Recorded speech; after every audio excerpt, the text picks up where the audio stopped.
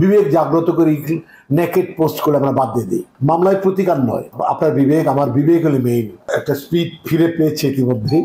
আমরা আশা করছি যে উইদিন উইক আমরা কাজকর্মে ব্যস্ত করব সবাই। এই যে ফেসবুক, পোর্টাল, ইউটিউব যাই বলি না কেন, এটা বিশ্বে আসছে, আসার পরে উন্নতির চেয়ে অবনতি হচ্ছে আমাদের দেশ সবচেয়ে বেশি। একটা অস্থিরতা এখনো বিরাজ করছে কোথাও কোথাও। তাদের বিবেক কেন বলে না যে এটা আমি করছি দেশকে ধ্বংস করছি, সমাজকে ধ্বংস করছি। শিল্পী সমিতি দেশের অন্যান্য সংস্থার মতো একটা সমিতি। এখানে পারিপার্শ্বিক একটা অস্থিরতা এখনো বিরাজ করছে কোথাও কোথাও, যার ফলে শিল্পীরা একত্রিত যে শুটিং করবে বা একটা ডিরেক্টর যে শুট করবে মানে খুব স্বতঃস্ফূর্তভাবে সেভাবে এখনো হয়ে ওঠেনি। একটা স্পিড ফিরে পেয়েছে ইতিমধ্যেই। আমরা আশা করছি যে উইদিন উইক আমরা কাজকর্মে ব্যস্ত করব সবাই। হ্যাঁ, আমরা প্রত্যেকে ইন্ডিভিজুয়ালি নিচ্ছি, উদ্যোগ নিচ্ছি। আমিও আগামী সপ্তাহে বা 15 দিন পর একটা নতুন মুভি ডিক্লেয়ার দিয়ে কাজ শুরু করব। এবং আমাদের আরও যারা শিল্পী সমিতির নেতা আছে তাদেরও রিকোয়েস্ট করেছি।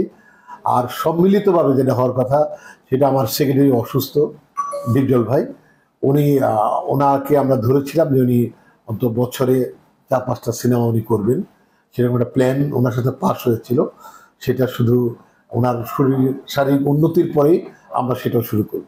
আমি সিনেমা, আমার কিশোরী মুভির কাজ চলছে, ডাবিং শেষ হলো, অফিসার ইনচার্জ, আর নতুন মুভি কাজ শুরু হচ্ছে। এটা হলো বধুর কান্না, একটা মুভি।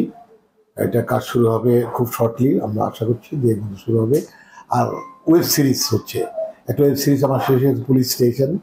এটা সহসায় স্টার্ট হবে, ওটিটিতে যাচ্ছে। আর কাগজের বই এখনো কোথাও কোথাও চলছে, আমি এবং পরিমণি অ্যাক্টিং করেছিলাম, ওটা এখনো চলছে। আর মানে বেশ ভালোই ব্যস্ত আছে এর মধ্যে।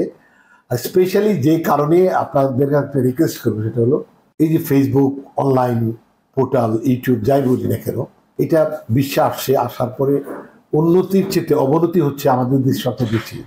এটা মিসইউজ হচ্ছে। এখন প্রতিনিয়ত এমন কিছু নিউজ হচ্ছে যে এই নায়িকার একটা ভিডিও ভাইরাল হইলো, এই নায়িকার এটা হইলো, এই ভিডিও পাওয়া গেছে, এটা যদি হেডলাইন হয়, এই মানে খুব অশ্লীল কথাবার্তা হেডলাইন হচ্ছে। এখন এই সেটটা আপনি সাংবাদিক, আপনার হাতেও আছে, আপনার একটা ছোট ভাইয়ের হাতে আছে, আপনার স্ত্রীর হাতে আছে, আপনার ছোট বোনের হাতে আছে, এবং কারো কারো সন্তানের হাতে আছে।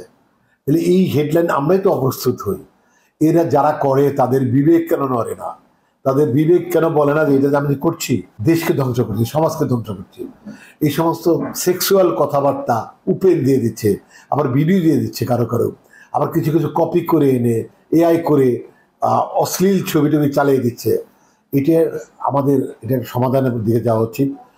আমরা বুঝতে পারছি যে এখন যেহেতু নতুন একটা সরকার আসছে, এখন মানে সাইবার ক্রাইমের মামলা হয়তো কম হচ্ছে, এই জন্য এটা বেড়ে গেছে। এটা অচিরে সবারই একটি সিদ্ধান্ত নেওয়া উচিত। মামলায় প্রতিকার নয়, আপনার বিবেক আমার বিবেক হলে মেইন। আমরা যদি অপরাধ না করি তাহলে তো পুলিশ, থানা কিছুরই দরকার হয় না। এটা শুধু আমি আমার ভিউজ বাড়ানোর জন্য, 2টা পয়সা পাওয়ার জন্য আমি এসব করছি। এটা ধ্বংস হচ্ছে আমার নেক্সট জেনারেশন ভিডিওটা চালিয়ে দেখতেছে, নেকেড ছবি চলে আসতেছে। এটা আমার কাছে মনে হচ্ছে যে এটা একটা পরিবর্তন হওয়া উচিত। এটা আপনাদের লিখনের মাধ্যমে, আপনাদের প্রচারের মাধ্যমে এটা প্রতিবাদ করেন। কারণ আপনারা সাংবাদিক, আমরা শিল্পী, আমরা সবাই মিডিয়ার মানুষ, আমরা চলচ্চিত্রের মানুষ, তাই না? আমাদের কিন্তু উচিত হবে যে এটা শেষ হয়ে যাচ্ছে যেভাবে হচ্ছে, আর কয়দিন পরে ছবি ছাড়া চলবেই না। ফেসবুক এই পর্যায়ে যাচ্ছে, আর কিউরিওসিটি বেড়ে যাচ্ছে, দেখা যাচ্ছে ক্লিক করতেছে, এটা দেখার জন্য চেষ্টা করতেছে। আর আমার কাছে খুব অসহায় মনে হচ্ছে যে কতক্ষণে আমার স্ক্রিন দিয়ে সরে যাবে। এ দেশ আমার, আপনার সবার, এই মিডিয়া আপনার সবার, এই চলচ্চিত্র আপনাদের, এবং আপনাদের যে পেশা, আমাদের পেশা অলমোস্ট সেম। আমাদের উচিত হবে এটাকে অ্যাট এনি কস্ট প্রতিরোধ করা। বিবেক জাগ্রত করে নেকেড পোস্ট করে আমরা বাদ দিয়ে দিই।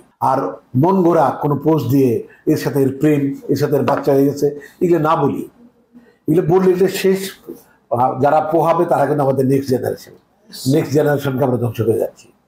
সংবাদ, ফিচার ও অনুষ্ঠানের জন্য ভিজিট করুন সংবাদ প্রকাশের ওয়েবসাইট এবং যুক্ত থাকুন ফেসবুক পেজ ও ইউটিউব চ্যানেলের সঙ্গে।